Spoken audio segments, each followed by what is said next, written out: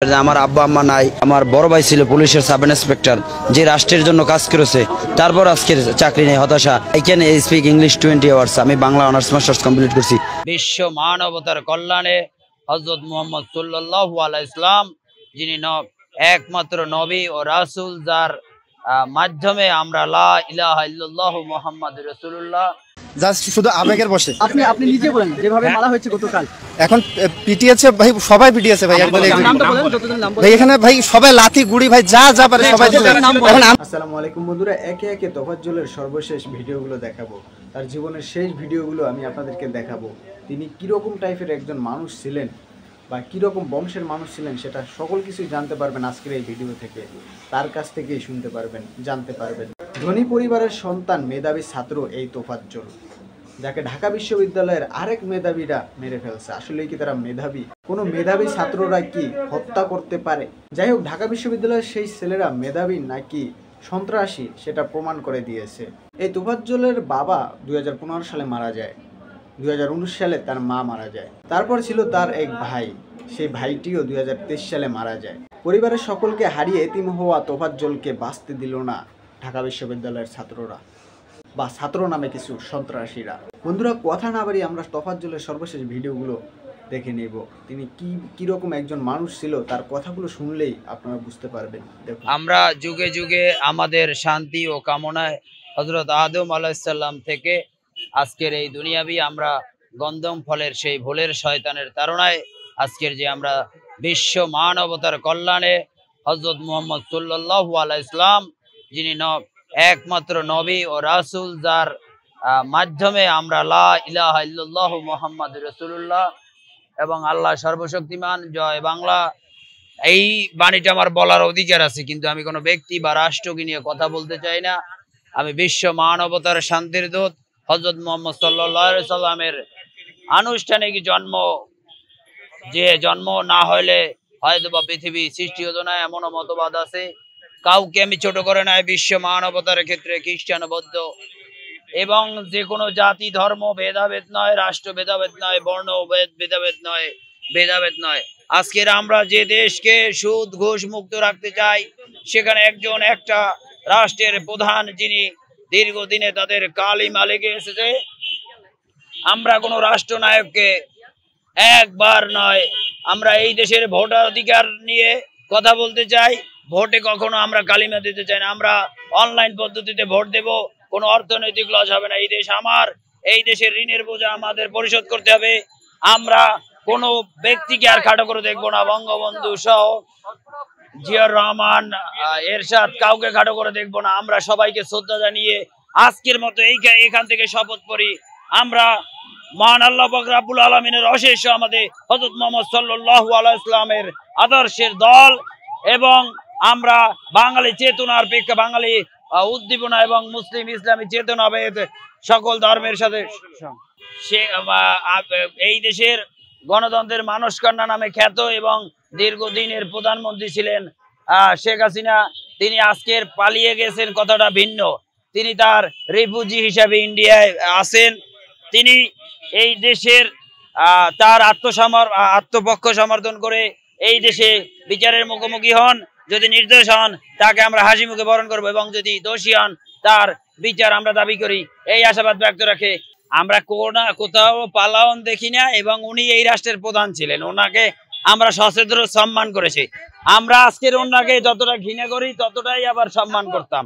আবার ওনার কাজের মাধ্যমে উনি যদি আবার এই বাংলাদেশের মাটিতে মহান আল্লাহ পাক রব্বুল আলামিন এবং হযরত সাল্লাল্লাহু আলাইহি ওয়াসাল্লামের আদর্শ নিয়ে জাতির পিতা, আমরা যদি ইসলামিক জাতির পিতা হই, তাহলে ইব্রাহিম আলাইহিস সালাম, এবং বাঙালি চেতনার, বাঙালি তৎকালীন মুক্তিযোদ্ধার সর্বাধুনিক পাকিস্তানেও আমাদের জাতির পিতা আছে, ইন্ডিয়া আছে, সারা পৃথিবীতেই আছে।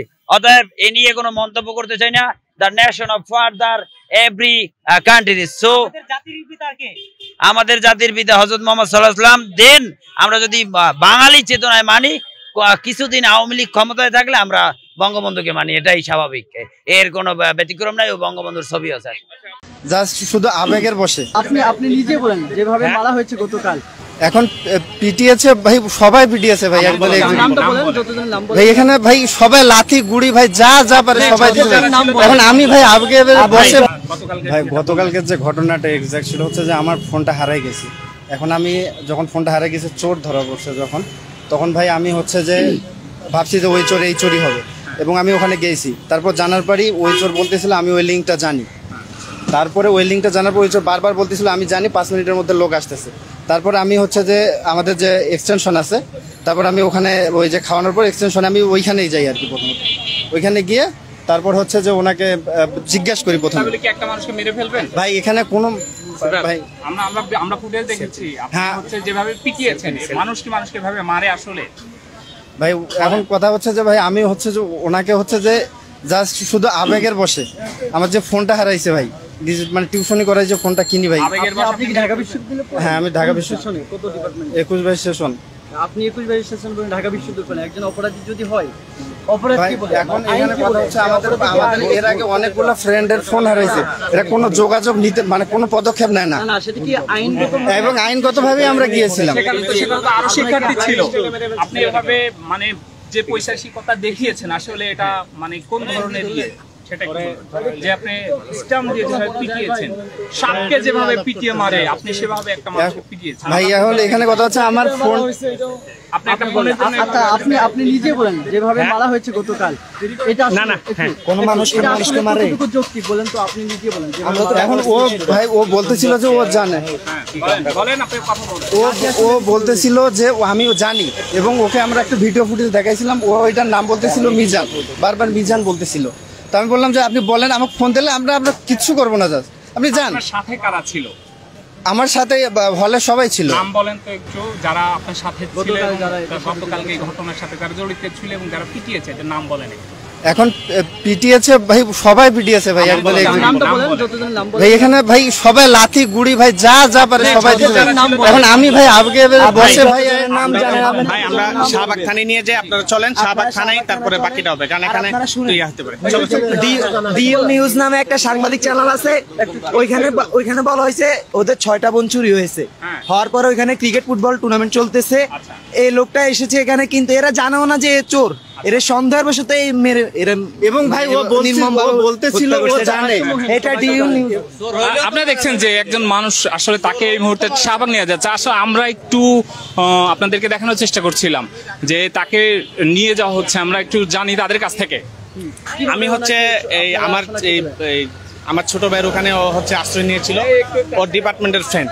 তো সে আমাকে জানাইছে যে ওকে হচ্ছে একটু এই যাই করার দরকার করতে হবে, তখন হচ্ছে আমরা ওকে এখানে নিয়ে আসি আর কি। ওর এখন শাহবাগ থানায় নিয়ে যাচ্ছি, ঠিক আছে? শাহবাগ থানায় নিয়ে যাচ্ছি, আপনার শাহবাগ থানায়।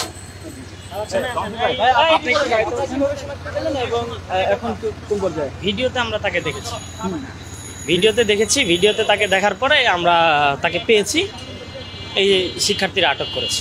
বড় ছেলেরা সে সকালে রাত্রে খায় না, সকালবেলা না খাইয়ে রয়েছে যে বলতে চাচা পাগল হইলেও তো আমার চাচা।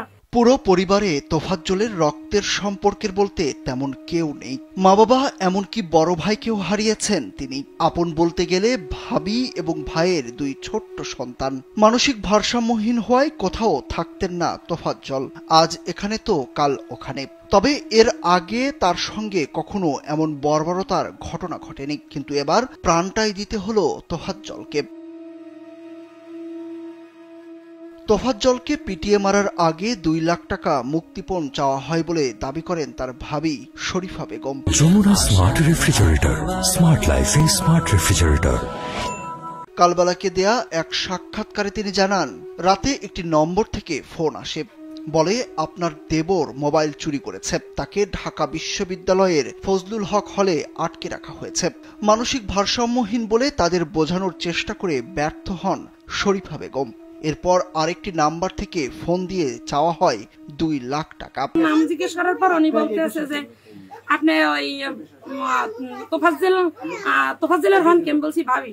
তাহলে ও তো এর মোবাইলের চুরি দেয় আটকা পড়ছে, আপনারা 2 লাখ টাকা দেবেন, যত দ্রুত সম্ভব 2 লাখ টাকা দেবেন, নাইলে কিন্তু আমরা ওরে মারিয়ে ফেলাম।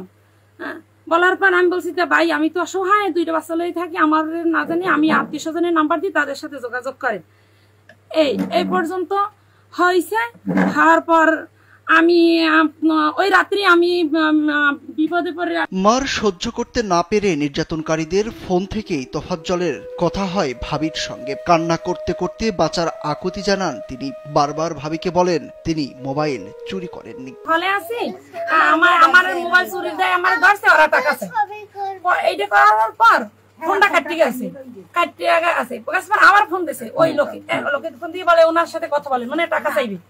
হ্যাঁ, আমি বলছি যে ওর লাগে কি বলবো, তো ও তো একটু মানসিক ভারসাম্য, আমি আমার লাগে কথা বলি, মীমাংসা করি দেবে যেভাবে হয়, ওরে সারান যায় কিনা।